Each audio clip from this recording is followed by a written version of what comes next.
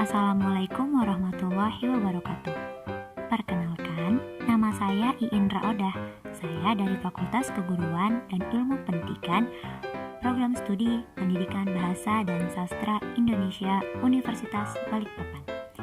Pada kesempatan kali ini, saya akan memperkenalkan sebuah media pembelajaran manual yang saya buat sendiri untuk memenuhi tugas media pembelajaran dengan dosen pengampu Ibu Nurliani, MPD. Media pembelajaran yang saya buat ini terinspirasi dari salah satu permainan yang dahulu sangat saya gemari, yaitu permainan monopoli. Jadi, media yang saya buat ini sistemnya tidak jauh berbeda dengan permainan monopoli. Ada dadunya, ada pion, dan tentu ada papan permainan sebagai media utamanya. Media sederhana ini saya beri nama Danger Dice. Pemilihan nama tersebut tentu ada latar belakangnya yang akan saya jelaskan selanjutnya. Sebelum masuk ke permainan, alangkah lebih baik jika kita mengetahui latar belakangnya terlebih dahulu. Apa sih media pembelajaran itu? Nah, supaya tidak salah mengartikan, di sini saya mengutip arti media pembelajaran itu dari salah satu ahli yang bernama Gagne. Ia menyatakan bahwa media adalah berbagai jenis komponen dalam lingkungan siswa yang dapat merangsang siswa untuk belajar.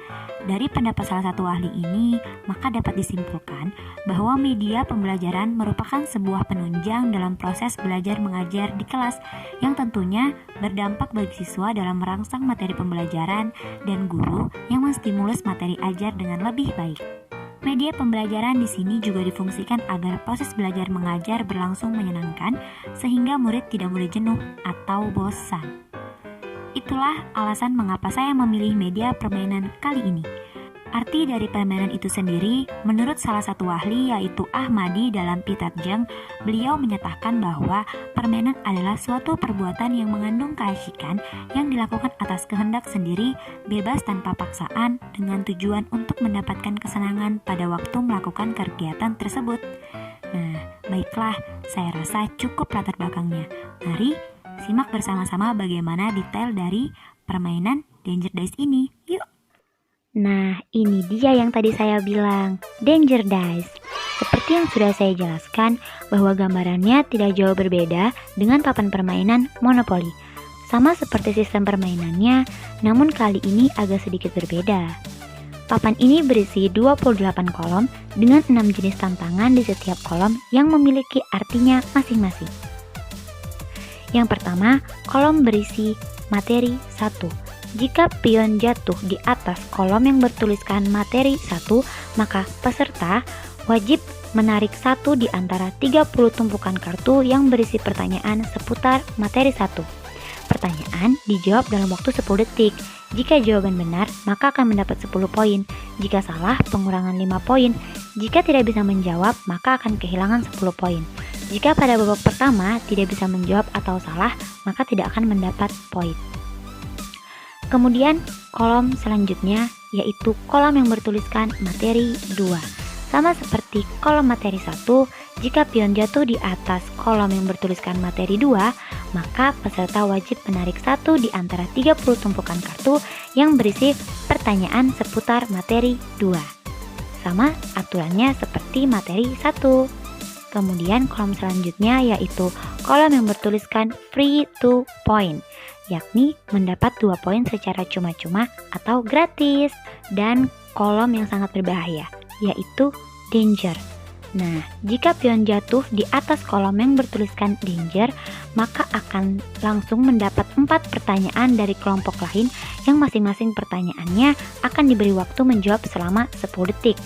Contohnya, jika tim A mendapat danger dan berhasil menjawab semua pertanyaan dengan benar, maka tim A akan mendapat 10 poin dari masing-masing tim B, C, D, dan E. Artinya, 4 tim tersebut akan kehilangan masing-masing 10 poin per timnya.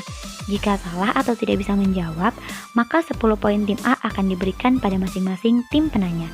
Artinya, tim A akan kehilangan 40 poin. Pada danger ini akan terjadi perebutan dan pertahanan poin. Jadi keep your point ya. Dan kolom selanjutnya yaitu kolom yang bertuliskan plus 5 second, yakni penambahan waktu menjawab sebanyak 5 detik dan akan mendapat kartu kuning yang bertuliskan plus 5 second. Kemudian kolom selanjutnya yaitu kolom yang berisi minus 5 second, yaitu pengurangan waktu menjawab sebanyak 5 detik. Nah, ini kebalikan dari plus 5 second ya.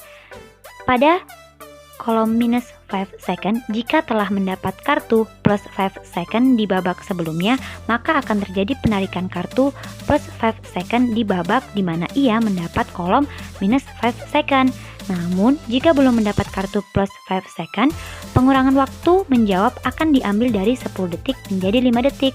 Jika waktu tim hanya 5 detik, tidak akan berpengaruh apa-apa jika mendapat minus 5 second lagi.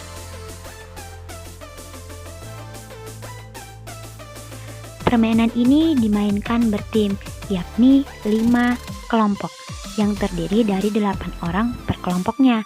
Danger Dice dimainkan sebanyak 8 babak yang diwakilkan masing-masing tim secara bergantian.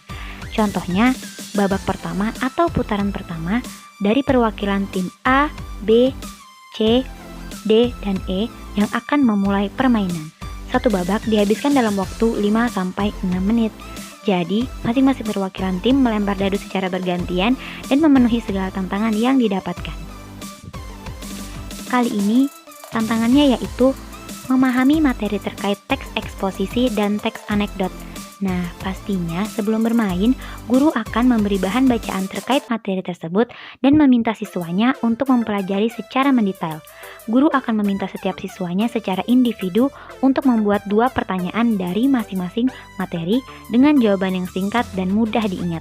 Yap, pembentukan kelompok diterapkan pada hari di mana Danger Dice akan dimainkan.